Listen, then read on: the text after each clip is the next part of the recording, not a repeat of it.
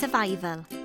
Survival is a board game that raises awareness of sustainability issues and global environmental issues and helps children and young people learn about sustainability and environmental issues on a global scale. Aimed at 7 to 14-year-olds, suitable for 2 to 4 players. Survival provides an opportunity to discuss how our lifestyle and choices affect the environment and what we can do to help.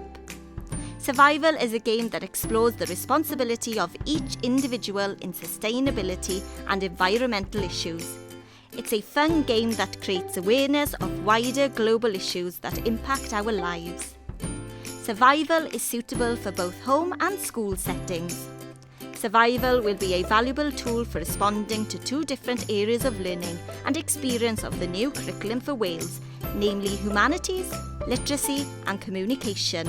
A game that will give learners an opportunity to identify links between cause and effect and distinguish between facts, beliefs and opinions.